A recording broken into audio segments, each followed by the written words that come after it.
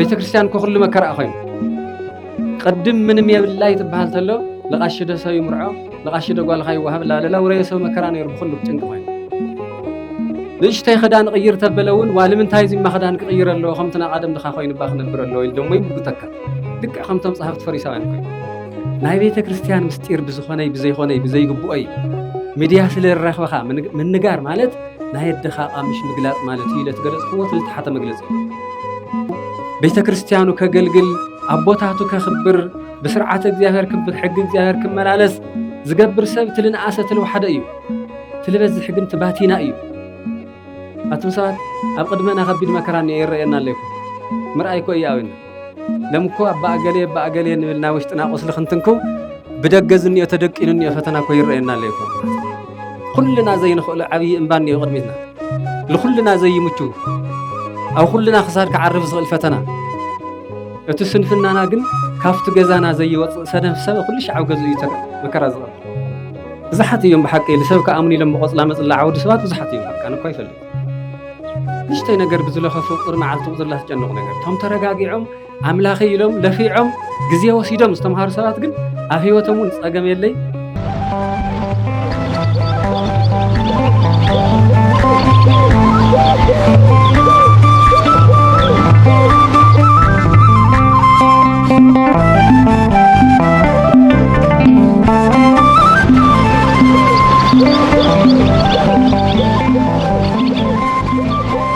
بسم الله وولد ومنفس قدوس أحد أملاك بصو أبونا أبونا إسحاقياس ما تقرأي رئيسة كتما مقالة هاجر سكت لك أباس هال قدوس سينودوس تقرأي بصو أبونا أبونا ناتنايل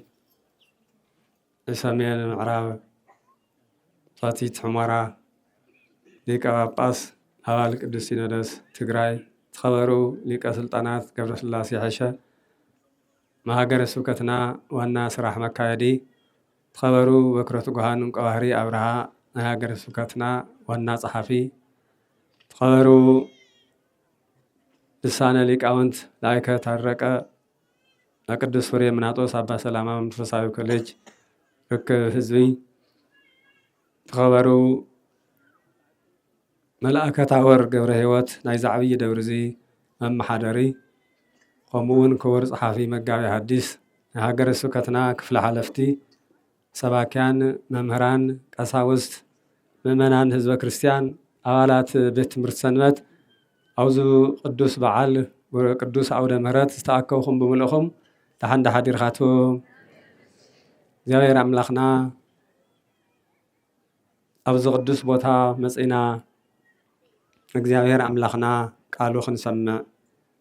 በረከት ክንቅበል ብስጋና ብነብስና ክንድሕን ናቱ መፀዋዕታ ክብሪ ፀዊዕና ሰሚዕና ላብዚ ቦታ እዚ ዘምፀና ክብሪ ምስጋና ለአምላኽና ይኹን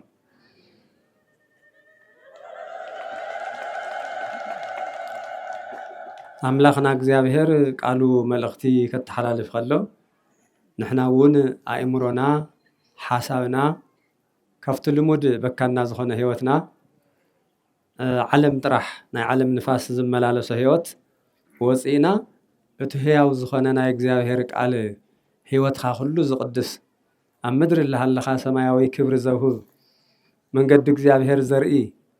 ፍጹም ድሕነትን ሰላምን ዘውህብ ቃሉ ክንሰምዕ እዝነ ህሊናና ይባርኸልና እግዚአብሔር ሻዕ ኸዚ ላሰማዕና ይልጸናሕና ጥዑም ዝኾነ በቶም ሊቃውንት የቦታትና ከምኡውን በቶም ኣባላት ቤት ትምህርቲ ሰንበት እቱ ለይቲ እውን ብዓብይ ሙሉእ ለይቲ ስብሃተ እግዚአብሔር ላበፅሐ ለሓደረ ለኣና ለዓድና ዓብይ በረከት እዩ ቃሉ ብትልግብኦ ቃሉ በሰማማዕ ይኹን በነጋግራ ይኹን ብዝተፈላለየ ምኽንያት ላተበታተነና እምበር እዚ ለዓዲ ለሃገር ድሕነት ለምፅእ ነገር እዩ ናይ እግዚአብሔር ቃል ለሓንቲ ዓዲ ስብሃተ እግዚአብሔር ዝበፅሖ ዓዲ ካብ ብዙሕ መከራ ከም ዝድሕን ብቃል እግዚአብሔር ተናጊሩ እዩ እሞ ካብ መከራ ስጋ ካብ መከራ ነፍሲ የድሕነና መድኃኔ ገጽየ እግዚአብሔር ተወክፈኒ ሲየብህ ለስመ አምላክየ በማህሌት ወአብዮ በስብሐት أسمرو لإግዚአብሔር ከመጣይዋ ዘእያውቀለ ቀርነ ወጽፍረ ልብል ኣብ መዝሙረ ዳዊት መዝሙር 68 ንርከብ እዩ። እቱ ገጸይ መድሓኒት ዝኾነ እግዚአብሔር ኣምላኽ ህይወተይ ኩሉ ዝባረኸኒ ተቐቢሉኒ እዩ ይብል ቅዱስ ዳዊት። ተቐቢሉኒ ወስብህ ለስመ አምላኬ በማህሌት ልቱ አምላኸይ ልፈጣሪየይ ለእግዚአብሔር በማህሌት ከመስግኖ እዩ። ኣብዚ ክንርዳእ ዝግበና ክብራን ማህሌት ዝበሃል ካብቶም ናብ ቤተ ክርስቲያንና ኣገልግሎት ተሓደ ኣገልግሎት ለእግዚአብሔር ዝወሃብ ኣገልግሎት ፍሉይ ዝኾነ ኣገልግሎት እዚ ማህሌት ዝበሃል ኣገልግሎት ድሕሪ ቅዱስ ያሬድ ኢና ንፈልጦ። ቅድሚኡ ኣብ ምድሪ ዘይነበረ ኣገልግሎት እዩ። ልክዕዩ ማህሌት ክበሃል ተሎ ከምዚ ከዝንብሎ ዘለና ቅድሚ ዘመናት ምህላው ብትንቢት ቅዱሳን ነቢያት ከም ዝተነበይዎ ዓይነቱ ይፈላለ እምበር ኣብ ዓለም ኩሉ እውን ብዝተፈላለየ ናይ እግዚአብሔር ቃል ምስጋና ከም ዝነበረ ይግለጽ። እስራኤላውያን እኳ ካብ ግብፂ ትምለስ ተለውስ ሓፍቲ ሙሴ ከበሮ ሒዛ ለእግዚአብሔር ከም ዘመስገነት ንስየብሖ ለእግዚአብሔር ስቡሃ ዘተሰብሃ ኢሎም ለእግዚአብሔር ከም ዘኽበርዎ ይግለጽ እዩ። ብዝተፈላለየ ምክንያት እግዚአብሔር ይመስገን እዩ። ከም ዓድና ክንሪኦ ዘለና ግን ብፍሉይ ማህሌት ዝብል ቃል ወይ ምስጋና ድሕሪ 500 ክፍለ ዘመን ቅዱስ ያሬድ ናብ ሰማይ ተነጢቑ ናይ ሱራፌል ናይ ቅዱሳን መላእክት ዜማ ከም ዝሰምዐ ካብኡ ሰሚዑ እንደገና ላውዝ ምድሪ እዚ ከም ዝመፀና ኢና ንገልጽ። እዚ ማህሌት ዝበሃል ኣገልግሎት ሰለስተ ዓይነታት መግለጽታት ኣለዎ። ካሊእ ኣገልግሎት ሰብነትካ ደው ኢልካ ቃልካ ጥራሕ ምንጋር እዩ። ኣብ ቅዱስ ያሬድ ማህሌት መፂኻ ግን ከበሮ ኣሎ፣ ጸናጽል ኣሎ፣ ማሊኸ መቆምያ ኣሎ። ሰባት ብጣዕሚ ትምሰጡ ሰለው እዚ ነገር ሒዞም ሰባት ከም በዓል ኣክናፍ እዮም ዝኾኑ። ብፍላይ ብተመስጦ ትገልጽዎ ተለዉ ቃል ማለት ፍሉይ ክብሪ ዘለዎ ኣገልግሎት እዩ። እዚ ካበይ ዝተረኸበ ኣገልግሎት እዩ ክንብል ተለና ግን ካብ ቅዱሳን መላእክቲ እዩ ኢሉ ቅዱስ ያሬድ ባዕሉ ነጊሩና። ዋይ ዜማ ዘሰማዕኩ ሰማይ ዘመላእክት ግና ኢሉ ካብቶም ቅዱሳን መላእክት ዓትሪ ለይቲ ለኣገልግሎት ዘየቋርፁ ኩሉ ግዜ ቅዱስ ቅዱስ ላወሉ ዝነብሩ ቅዱሳን ካብኡ ዝሰምዖ ቃል እዩ። ቅዱስ ያሬድ ኣበይ ተወሊዱ ኣበይ ዓብዩ ከመይ ዓይነት ህይወት ከነይርዎ ክንብል ተለና ቅዱስ ያሬድ ተወሊዱ ዝዓበየሉ ኣብዚ ትግራይ እዩ። ኣብ ቅድስቲ ሃገርና ኣክሱም ከተማ እዩ። ከምቲ ኩሉ ሰብ ልመሃር እውን ለትምህርቲ ምስ በፅሐ ናብ ትምህርቲ ከም ዝኸደ ማለት ኣብክኡ ጀድዮን ትምህርቲ ከም ዝጀመረ ኢሉ ነግረና። ትምህርቲ እናተምሃረ ዝፀንሐሉ እቲ ትምህርቲ ብቐሊሉ ዝተቐበሎ ይነበረ ማለት ትምህርቲ ልዕሊ 7 ዓመት ትምህርቲ ተነበረ እውን ምንም ዓይነት ልሓዞ ከም ዘይነበረ ታሪክ ይነግረና። ዝመጀመርያ ግዜ ዝነበረ ህይወቱ ማለት እዩ። ኣብ ትምህርቲ ቤት ኮይኑ ልሕልፎ ግዜ ጽቡቕ ስለለይነበረ ድሕዝቶ እውን ስለለይነበሮ መምህር እውን ተቆጢዑ ጀድዮን ከም ዘባረሮ ኢሉ ይነግረና። ድሕሪ እዚ ግን ቅዱስ ያሬድ ካብቲ ትምህርቲ ቤት ወፂኡ ትነብር ተሎ ቅዱሳን ሰባት ወይም ትሑታት ሰባት ትምህርቲ ካብ ልዕለ ነገር ይኾን ይዝርድኡ። ካብ ዝተሓተ ነገር ምስተውዓለ ስለዘሎ ካብ ብጣዕሚ ዝተነዓቐ ነገር እውን ትምህርቲ ይወስዱ እዩ። ካብ ዝተሓተ ንእሽተይ ነገር ትምህርቲ ወሲዱ ላብ ትምህርቱ ዝተመለሰ ሓደ ሊቅ ቅዱስ ያሬድ እዩ። እቲ ትምህርቲ ልግዚኡ ዝተዓንቀፈ ይንበር ዘይተመኣቻቸየ ይንበር ትምህርቲ ተደጋጋሚ ተተነገሮ እውን ለይሕሰብ ይንበር እምበር ድሕሪ ግዜ ካብቱ መምህሩ ምስ ኣስተናወተ ግን ኣብ ሓንቲ ቦታ ዓሪፉ ትርኢ ተለ ግን ሓንቲ ዛፍ ወይ ኦም ትበሃል ኣብኣ ሓደ ዝነኣሰ ሓሰኻ ኣብ ሓንቲ ዝኾነት ቦታ ካብ ሓንቲ ቦታ ክድዩ ክመላለስ ተኣውዮ እሞ ድሕሪ 6 ግዜ ግን እታ ዘጸገመቶ ዘሊሉዋ ሸጊሩዋ። ስለዚ ቅዱስ ያሬድ እንታይ ሓሳቡ መፂሉ ዝኹነታት እዚ እሞ ኣነ እውን ንዘመናት ለኣክል ትምህርቲ እምቢልኒ ንእስ ደጊመ ተፅዒረስ ክሓልፎ እየ ልብል መንፈስ ሓዲርዎ። ብዙ ምክንያት እዚ ተመሊሱ ላብ መምህሩ ይቅርታ ከም ዝጠየቀ ይነግረና። ክመሃር እየ قدم خزلي استخاخل خو كاستخاخل إياه سلازي ممهري كرولي بيكرتا خملس خمهر إلو خمس طيقمو ممهرون بيكرتا خمس تقبل وي دحرزي جن እግዚአብሔር أملاخ لخل جزي ساعاتي سلازلوه بفلاي ون زردنا زليك زي لهلين أتحتي نيرو منفس أملاخ زلوي لتأمرات እግዚአብሔር حيل خجلص التدلى أيو دحري جن إذا كل مسخنة هلينو تمسيتو مالت خم تقدم زال خوا قدسان ملائكة تمسيتو نايزي مقدسان ملائكة زي ما وي محليت البحال فلوي زخون عصم تخاهي وتخا زلملم صقا زلوو سمعو ايو جديو انت عينة تمرت إلى مهراني رقدميو زقرم نقريم مصاحفتي إلى مهراني رخان مخنياتو نايت زيمال نولا لناي نايت ماهليت جمارقن بعلى قدس ياريد سلازخونا مالت سلازي مجمريا خزمر خلو لእግዚአብሔር ከመስግን ተለግን ሃሌሉያ ለአብ ሃሌሉያ ለወልድ ሃሌሉያ ለመንፈስ ቅዱስ ቀዳሚሃ ለጽዮን ሰማየ ሳረረ ወዳግም አርአዮ ለሙሴ ከመይገብር ግብራ ለደብተራ እዩ ጣዕም ዝገርም ቃል እዩ እዚ خزمر ተለ ቅዱስ ያሬድ እዚ ቃል እዚ ክናገር ተሎ ጣዕም ዝየምኡ لسبات راح زي خونس لإنسسا وندو زبل خمسة نورة يقلص تفلا لي تاريخات له ناي زيما طعمي تناغر تلو وش تخا بطعم يزغزكا بطعمي هلينا خا كل زقو صاصركا لمنتاي سي منفس قدوس للحضره منفس قدوس لزردو سلازي خم يليو زيما جميرو استولدلو على تحمشته ميازيا مالت بحمشته مئتي كرتا بحمشته مئتي حمشتي هو سلازي ازليك زي ابو يساق يبحال انه ون كريستينا ايات بحال قدسان كاوزم قدسان سبات زيوم تولد ليقي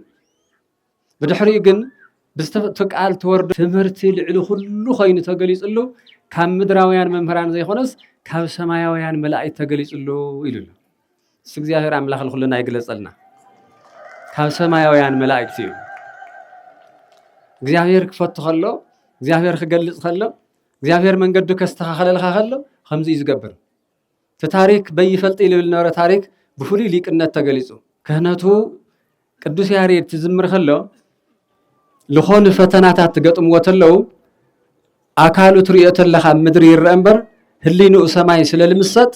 ለኾነ መከራት ገጥሞ ተለ አይስሙዓይ تايلنا كلنا خنستوعب زغبا نغري مثالي السو خزمر خلو اخصم تستوعبه التاريخ حصي ገብረ መስቀል ካብ አእምሮኦም ተመሰጥሉ ትናቱ ዜማ ሰሙን ምሱ ናይቱ ዜማ ሞያ ነይርዎም ዘይሆነስ ትሞያ ስለልምስጥ እቶም ንጉሲ ትልቅይ ቀራሪዎም ስለል እግዚአብሔር ለመስግኑ ዝነበሩ ሒዘምዎ ዝነበሩ ጭማራ እግሩ ከምዝ ተተኸለ ታሪክ ይገልጽ ለምን ፈልጥና ለሁሉ ልውክል አይሆነኝ በይ نجتي تخاني هون قنچ تبيل كاكواس اندي نغير وي وصي خاتخل وي حد نغير تغبر معنات سيف الاكل اب هلا اغرو تتخيلو دم ولا فسس يزل اسغنق ايولي هلينا ولا علي اليوم مسؤول الى مسغن نيرو تخمزي له هلينا يعدلنا እግዚአብሔር እኮ ከተመስግነ خلها ነገራት ሁሉ ረሲዕኻ እዩ ከተመስግን ዝፈቅደልኻ ነገራት ሁሉ ረሲዕኻ ምድራዊ ሐሳብ ናይ ስጋዊ ጉዳአትኻ ዝኾኑ ነገራት እግዚአብሔር ከረስዑ ዝኽእሉ دحار بدحر يقن يقرتا طيقو يزبل زنغس دزي لا اكل دم فسيسكا مخا عمنم زي بالخير قدس ياريد يزمر له سلازخونه زماري طرح زي خونس ازمامرو هلينو لእግዚአብሔር حليفو زهاب ليق نيرو معناتي نعل كله እግዚአብሔር ዝቆጻጸረ ህሊና ተልወካ ተለይ ትክክለኛ አገልግሎት ዝባል እግዚአብሔር ዝቆጻጸረ ህሊና ለምን خمس ተገልግል ዘለኻ አምንታይ ቦታ ከም ዘለኻ تا عينت قانقات الناجر خمس الله خاز قلتي زخلت خنت لكن زيكو خان خمس زيكو خينا خان تايبلي اتم زوج ودع تجنق قنبر السجن منهم عينت مخنيات تجلس اي ترى እግዚአብሔር መንፈስ ቅዱስ ጸጉ አሐዲሩሉ ማለት ልክዕዩ ላው እግዚአብሔር ተቀርብ ተለኻ በፍላይ በህሊና በሐቅ ተገለጽ ተለኻ ተቀርብ ተለኻ ሁሉ ነገር ይዘረስዓካ ተቃሉ ሁሉ ነገር ይኻትርስ እዚ ለአክልዩ تزمر مالتي تمزمرون خنت كلهم كشع خزون تريو زلهم عديتاتنا زمزمري سمعت لهم كشع خز كنيو እግዚአብሔር ይመስገን ዝመዝሙር ዝምረተሎ ኩሉ ዕልል ይብል ኩሉ የመስግን ኩሉ ሓሳቡ ይገልጽ ብዝኽእሎ ማለት እዩ ትናይ ማህለት ሰብ ቱ ማህለት ትገልጽ ተለ ኩሉ ሰብ ግን ስምዒት ኣለዎ ፍቲ ማህለት የውልድ እዩ ንህዎ ፍሉይ ጸጋ እዩ ዘለዎ ስለዚ ብዚ ምኽንያት እዚ ነቢየ እግዚአብሔር ዳዊት ማህለት ክንደይ ለኣክል ዓብይ ክብሪ ዘለዎ ክንደይ ለዓክል መንፈስ እግዚአብሔር ዘለዎ ብማህለት ከተመስግኖ ተለኻ እግዚአብሔር ክንደይ ከም ዘመስግን ኣሰምሮ ለእግዚአብሔር እምላህ አይዋ ዘእያው ቀለ ቀርነ ወጽፍረ ጣይዋ ይልወሱ ብንዓድና ጣይዋ ልዕል በለ እዩ ንሕና ግን ቢተይ ትንብለት ኣለና ይልጥዕም ብትቋንቋና ቢተይ ማለት ጽፍሪ ለይ ቀለ ቀርን ለይ ቀለ ልባህል ይልትክ እሱ ክዘልል ከሎ ዚክቱል ወይ ትኽእሊት ቢተይ ልባህል ነገር ከምኡ ኮይኑ ዘለለ ከምኡ ኮይኑ ለእግዚአብሔር መስዋዕት ተቕረበ እግዚአብሔር እውን ብዙ ልሕጎስ ምዃኑ ነገርና እዩ ኣሰምሮ ለእግዚአብሔር ሰሚሩ ማለት ተሐጉሱ ማለት ፈትዩ ማለት እዩ ስለዚ ለእግዚአብሔር ብቱ ማህሌት ብቱ ምስጋና ከም ጣዕዋ ዘለለ ኮይኑ ለእግዚአብሔር ሕጎሶ ቀርን ለይብሉ ጽፍሪ ለይብሉ ትግርኛና ጽቡቕ ቋንቋ ኣለዎ ቋንቋ ጣዕዋ ቢተይ ንእስ ዝበለ እዩ ጣዕሚ ጣዕዋ ግን ልዕል ዝበለ እዩ ቢተይ ጣዕዋ ተፊን ላለ እዩ ዝኸድ ደረጃ ኣለዎ ብትግርኛ ካልኦት መግለጽ ለይብሎም ክኾን ይኽእሉ ስለዚ ከም ቢተይ ላዘለለ ለእግዚአብሔር ዘመስግን እዩ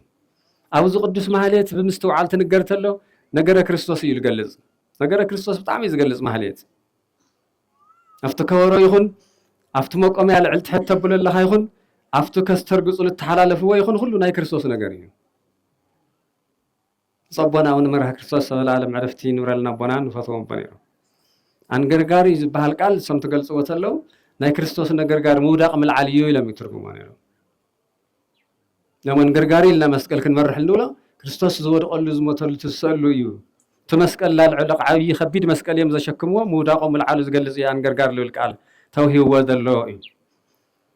ስለዚ ልዚ እዩ ነገረ ክርስቶስ ዝበልኽዎ ኣብቲ ማህሌት ብዝተፈላለየ መልክዑ ነገረ ክርስቶስ ኣሎ ናይ ክርስቶስ ሞት ናይ ክርስቶስ መከራ ዝግለጸሉ እዩ እዚ ርደቱ እርገቱ ብጸናጽል ይግለጽ እዩ لتحت تقستلت صناصل ردات تخون للعلي ግን ኩልሻ አላዕሊ ልውዳእ ናይ ጎይታ ኢየሱስ ክርስቶስ እርገት ተፈላለየ ትርጓሜ የሌለው መልእኽቲ እዩ ስለዚ እዚ ለኣክል ሊቅይሞ እዚ ኩልና እውን ክንፈልጦ ክንርድኦ ዝግባእ እዩ ስለዚ ማህሌት ብፍላይ ዓድና ክሻዕ እዚ ቅዱስ ያሬድ መጽኡ ዝበሃለሉ ተጠቀሰ ዘመን ቅድሚኡ ብከምዚ ዓይነት ማህሌት ዝፍለጥ ኣይነበረይ እዚ ክስተት እዚ እዚ ቅዱስ ዝኾነ አገልግሎት እዚ በቅዱስ ያሬድ ለቅዱስ ያሬድ ልገለጸሉ እግዚአብሔር ማህሌት ካብታ አገልግሎት እንውለለላ ዓብይ ክብር ዘለዎ ቤተክርስቲያንና ብዙ ማህሌት ብዙ አገልግሎት እዚ ክብራ ዝግለጸሉ እዩ ተደምቀሉ እዩ ቅዱስ እውን መጽሐፈ ኪዳን እውን ተነገርሎ ዝቃል ዘእይት ነገር ብርሃን ንጉሰ ሰራዊት ሰማያት ሰማይ ስብሐተ ማህሌት ኮይኑ እግዚአብሔር አምላክ ሰማይ ስብሐተ ማህሌት ዘእይት ነገር ብርሃን ናይ ሰራዊት መላእክት ሰራዊት ልባሃሉ ቅዱሳን መላእክት እዮም ሰማይ ስብሐተ ማህሌት እቱ ማህሌት ዝበሃል አገልግሎት ናይ ቅዱሳን መላእክት አገልግሎት ትኾን እግዚአብሔር ይሰምዖ እዩ ወዘድቢሆም ያርፍ አፍቶም እግዚአብሔር ቅዱስ ላወሉ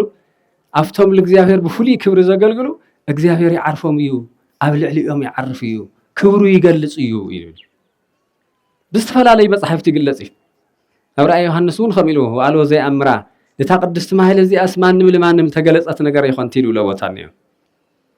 ስለዚህ እግዚአብሔር ማህሌት ማለት አገልግሎት እዩ አገልግሎቱ ግን ናይማን ናይ ቅዱስ ያሬድ ውላድ ዝኾነ ሰብ ተአገልግሎት ከም ለለ ኮይኑ ትእውቀቱ ከም ዘሎ ኮይኑ ቅዱስ ያሬድ እዚ ልተነከየ ሰብ ይኾነ ብሉይ ኪዳን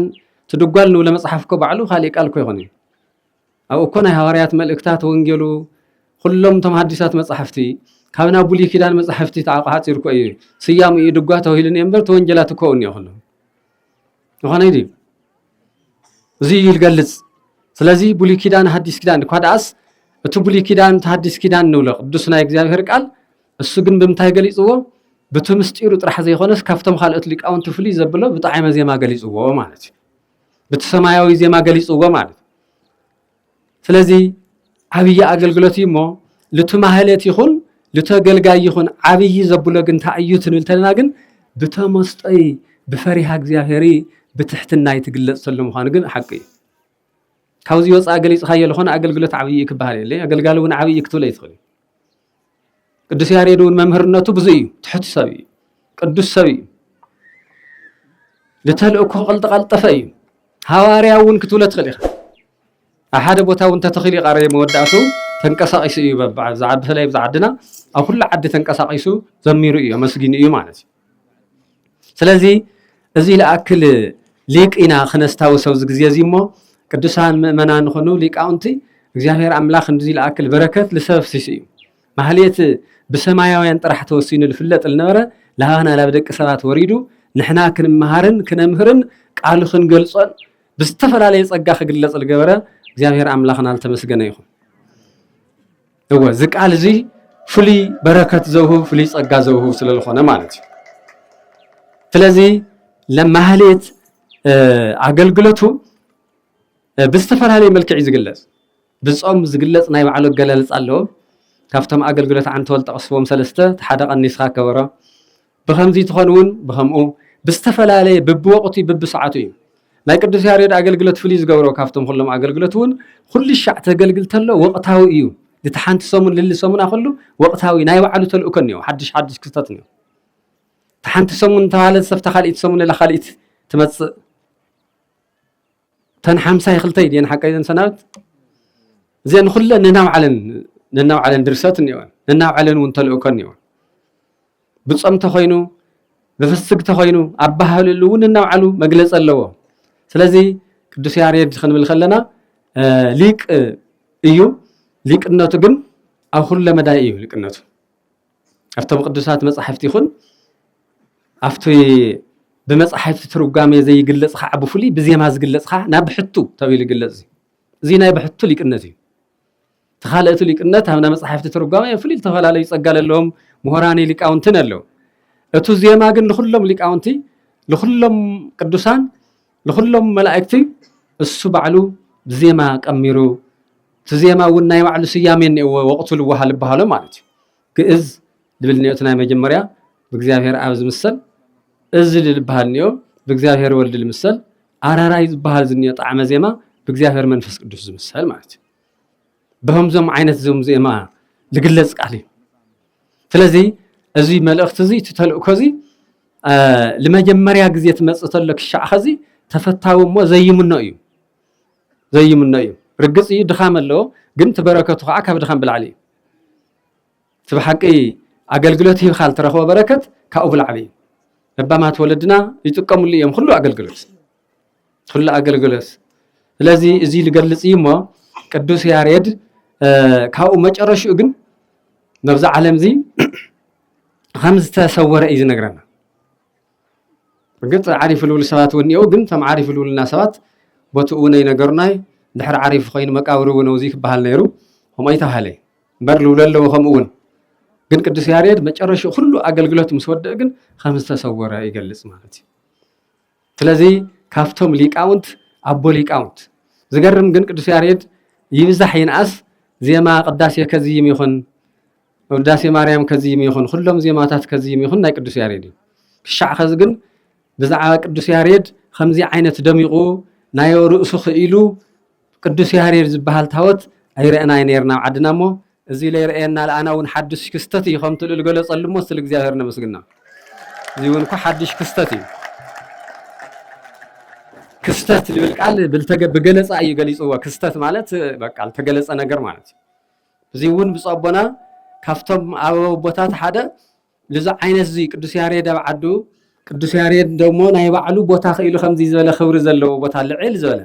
ካብ ላዕሊ እንዲምጽይወት ዜማ ወኒልና ነና ካብ ቦታ ኸዓልዕል ዝበለ ቦታ ለበረኸ ቦታ ደብረ ሲና ዝበሃል ፍሉይስም ሂቦም ብጸቦና እዚ በረከት እዚ ኮን መሳርሕ እግዚአብሔር ኮይኖም ብጸቦና ዝዕድል እዚ ውን እንኳዕ ደስ በሎ እዚ ዓብይ በረከት እዩ ቀሊል ካልረውና ይኾነ ሓቅ እንድሕር ኮይኑ ላናፈቅናዮ ልጸናሕናዮ እዩ ግን ጉልበቶ ይረኸብናሉ ዓቕሙና ይረኸብና እምበር ውሽጥና ስኮነ ይርእዩ ላፈላሕ ኮነ ይርእዩ ንምንታይ እዮም ዞም ቅዱሳን እዚኦም ኣብዛ ዓዲ ክብሪ ኮይኖም ለኩሉ ዓይነት መራሕቲ ኮይኖም لعد خبر خوينهم زم نجستات خم أبرها أصها زبحلو فيزانا إيزانا زبحلو قد متمكتهم مالتهم زم خمزي زول قدسان زعد زي أملو بملء هانيس تمرتم هيرم فتحن رتعن هيوم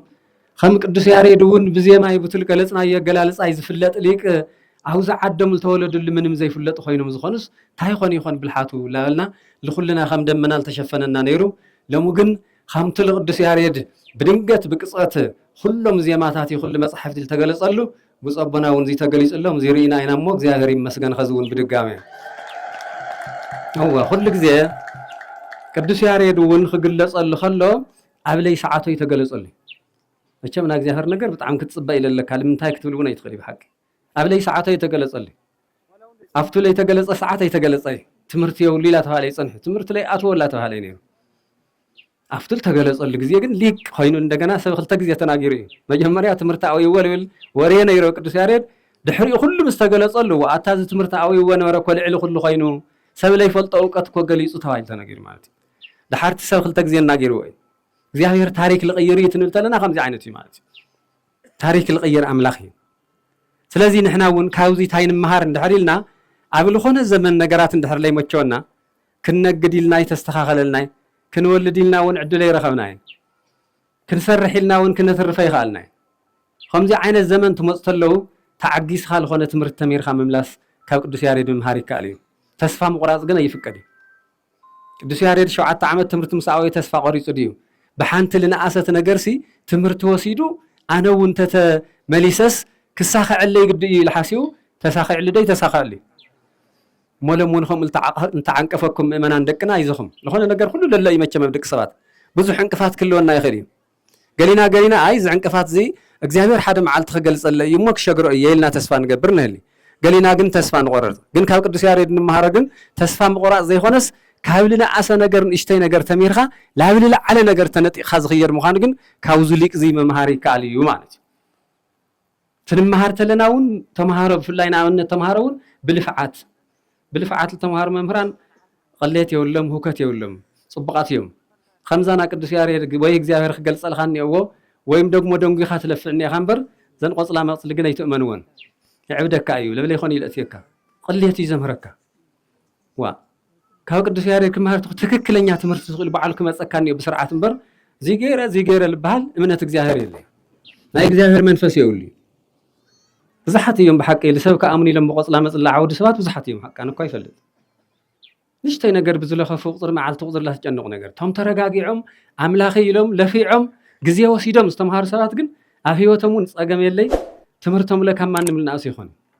فلا اللي أولي جزية خا تمرتيات لي أتخا خمنورة تمرتيات لي ترى أخص بحن تقصل بقراج كم هارية الخام حسابن أدقينا نجار يلا تولخي حق يدي تخك ليوا لا تفكري سبحان نسرون امناتون يلا قدل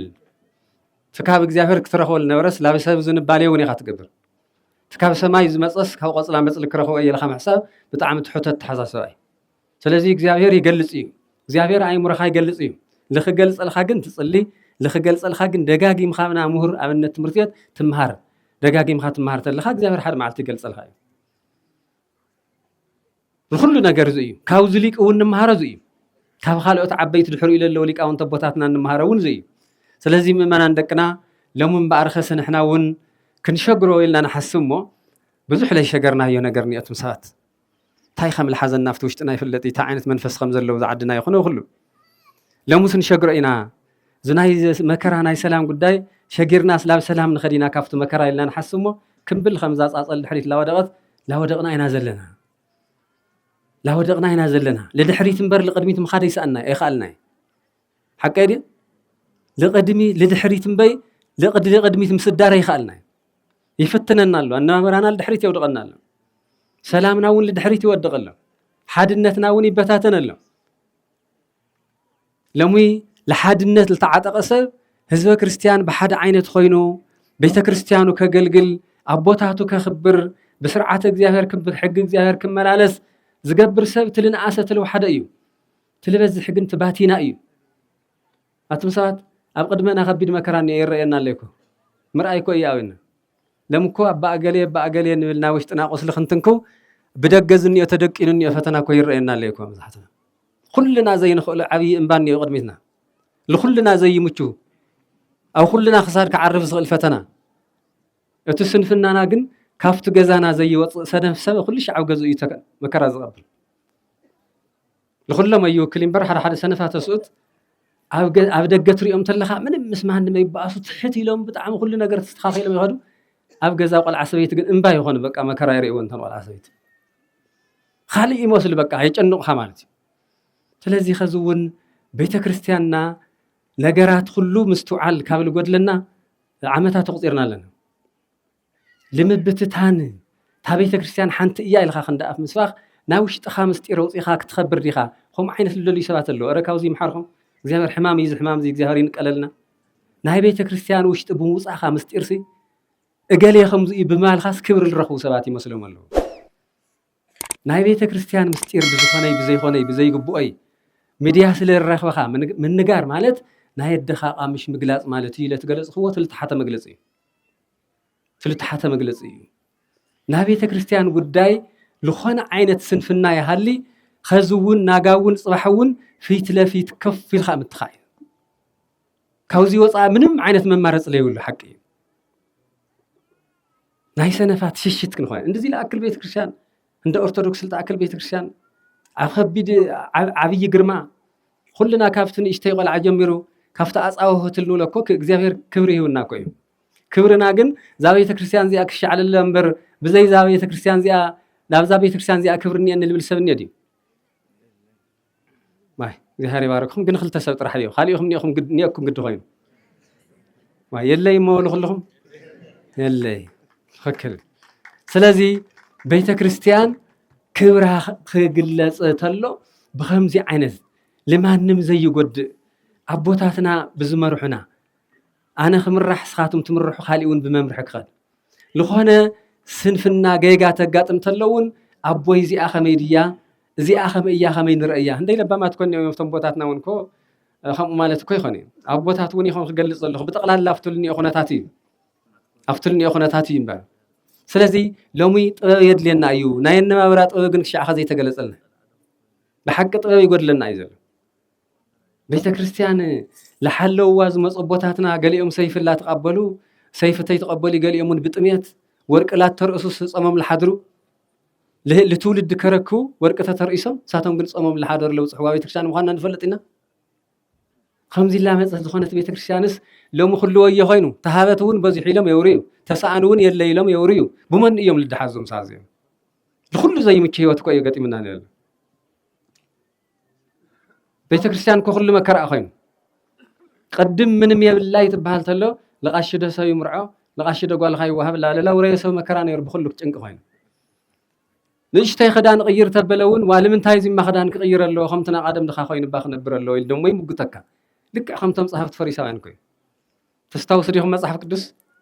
يوحنس تمص تلس من لا يبلع ليس يلم دحرختا يولو غانين بوتو صبوي طعمي غانين بوتو ኢየሱስ ክርስቶስ ላበለ ዕላሰተይ መጽ ልኡኸታ ይወልዎ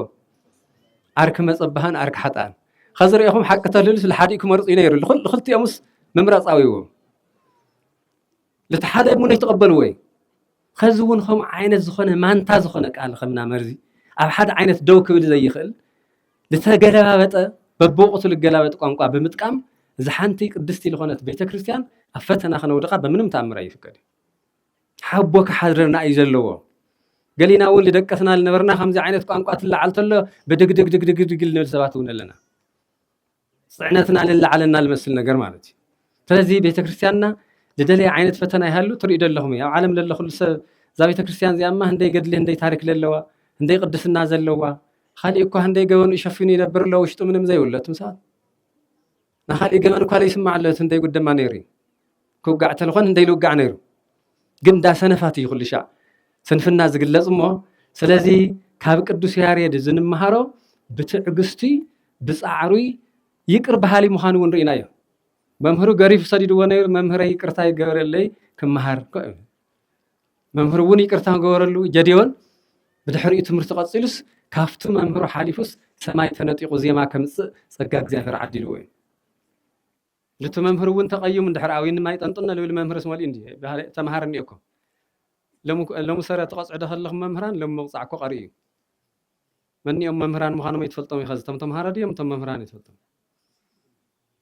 تجاج إخواني دي سورة يفلط إيكو أي جن حوامي بقى أي كالي فتنا أيو خز تم مهارة عاي فتنا أيو صراحة نقول خميلة من يوم ممهر كوني بطعم خبيدي كاب خز حسقة تحسوت الله يستحسس بقى لا خالوي لا خالوي أو كل دي ينفلط لنا نبر تكورة بيتكسيان زغرة التكوس قيل بين لحد الكورة كإني هذي لكورة قال موقع قال يوم لهاللوني يوم بجليون قال يوم قني اللي يكع أنت وني كابدك أصميت العالم وا نجارات بن إشتين حلي تستخاخل خميس ولا فتنا أي مسلكم تسب مرأي ومستوعل بتعم كويس دلي فلذي تمهاري تبالت له تحوت بركة القبل لممهور زخبر تممهر يزوص حايق زياهر يصحني لتسفى زقبر مبي بحر الشع قل لي سؤال حنت مزمور بلا صناعة خينو تام أي تمهار لبحال فما غير تمهار مالتكو بخل تمهاري بخل عيني تمهاري بتحتنا وانت مهاري بفقر وانت مهاري بتلقو وانت مهاري بقال እግዚአብሔር وانت مهاري ስለዚህ ትሕትና መንፈስ እግዚአብሔር ጸጉ ይዓድለና ይለም አመወዳታ ግን እዚ በዓል ከምዚሉ ክኸብር ኸዝውን ብድጋሜ በእውነት ከምዚልና ደሚቅና ብፃነ ቦታትና ውን ከምቲ ትሪእዎ ብፍሉይ ክብሪ ሊቃውንተ ቤተ ክርስቲያንና ውን ብፍሉይ ክብሪ አዴታትና ሓዋትና ውን ብፍሉይ ክብሪ ናይቱ ቦታ አቀማምጣ ውን በእግዚአብሔር ጥበብ በእውነት ልገርም ነገር እዩ ለቲ በዓል ምቹ ብዝኾነ መልክዑ ኮይኑ ዝግለጽ በዓል እዩ ቅዱስ ያሬድ ኣብ ሓደ ዓመት ደ ይመስል ብጣዕሚ እንዲያው ዝደለኹም ምእመናን እግዚአብሔር ኣምላኽ لكلكم مؤمناني كهناتي حد الشعب كمسجد يدليه أتي دقاوي دقاف بعويو ناي تكتما مقاله الزوناي تبعوي اللي يقمتون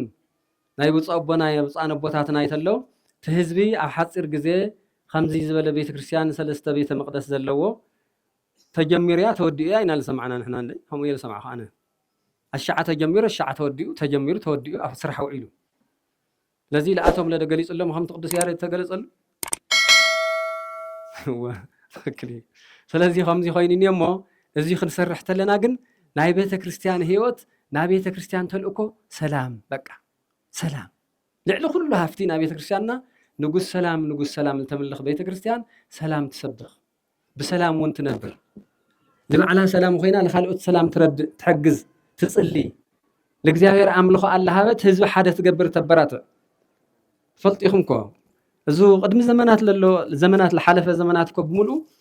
ወይ ኸዝዩ ስሩጉ ይልአት ይልኾነ ነገር አቲና ማእኸልና ነበር ሁሉ ነገር ኮ ቤተክርስቲያን ኮ አነረ ተስነ ጽሑፍ ተኾነ ወንታ ቤተክርስቲያን ይሓይዛት እንዲያም ሰብ ለይ ጽሑፍ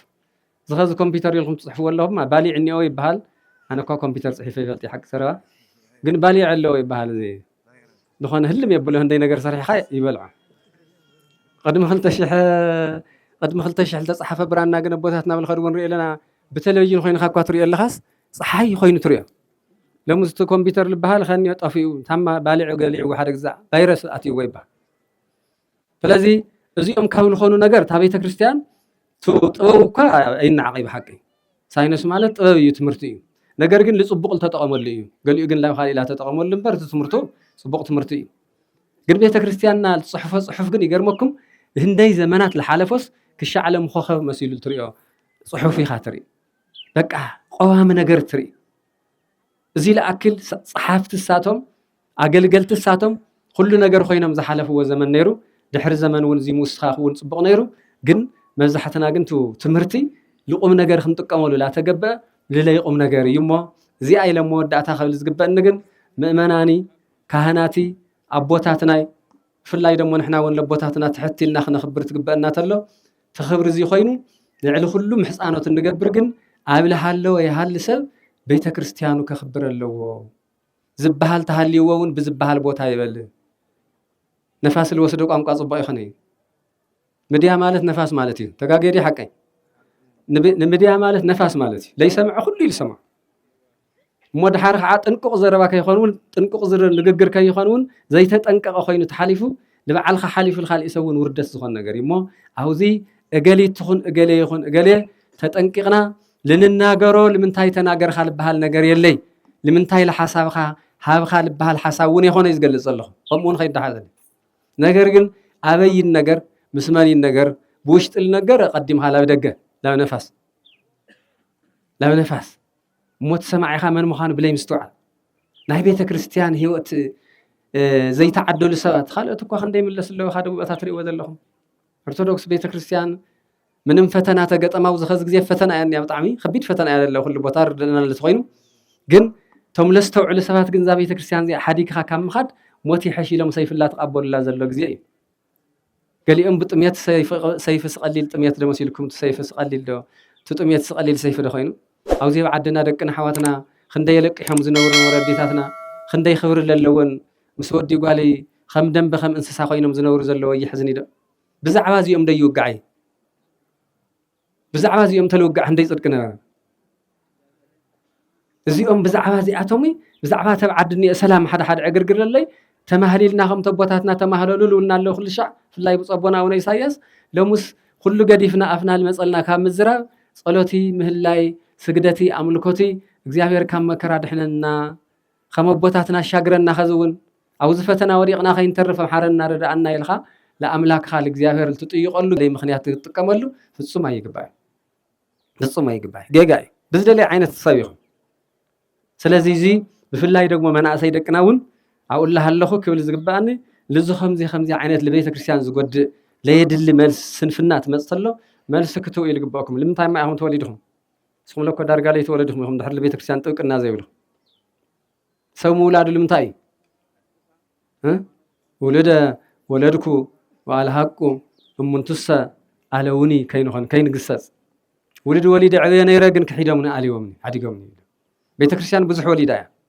ديام خزي بزي ولدت يخون تتقعت لا تمزحته بوليدا يل ولد تسبيات تقعزلنا وليدوس أبا أصوتي العوية وليدا عوية ديام قال يوم العوية تم يفتل صحة صحتهم أفتل صحة مسوي صحتهم جن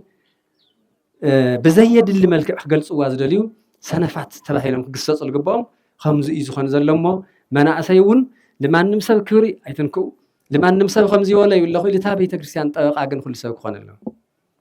بصحف مرسلة اللي تخين بصحف بقال مرسلة اللي تخين بقال بخمسي مدلسة اللي بخمسي نحنا بوتاتنا يخون حواتنا لكله حدا غيرنا خن مرحينا نلزلنا ما نمسب خطفنا ونين دلي ما نمسب قد لنا ونين دلي لخلون خبر لنا سواتنا خبركن هوني قبلناي لسبب خبر ندحر لها وخال على الخاون خبر سلا زي بالخ خبركم انت قليل خايخوني انت على خالك خبر يد لكاي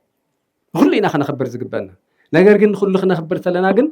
እትልብሃል ሐቅ እንደገና ርእስና አድኒና ሱቅ خنብል ግን ይግባና ይሞ ስለዚህ መመናን ደቅና ለሙይ ዘለ ፈተና ሁሉም እንደተፈልጥዎ አይፈልጢ ትጥሜቱን ፈተና እዩ እትናይ ክርስትና በባዓዱ ትሪኡ ወለኹም በማእኸል ዓዲ ዝበጽሕ ዘሎ መከራ ህልቂት ሰይፉን ኻሊ እዩ ዝተፈላለየ መከራ ብዛ ቤተክርስቲያን ዝበጽሕ ዘሎ እዚ ክባሃል ይከኣሊ እዚ ለሃለዎ ግን ለዚ ምርአይ አዊና እዚ ከምዚ ኾነለ እዚ ከምዚ ኾነለ ላልና ልደገ ኸይንሪ አባዕልና ከምዚ ተርመስ መስላልና ካልኦት ሰባት ከጥፉና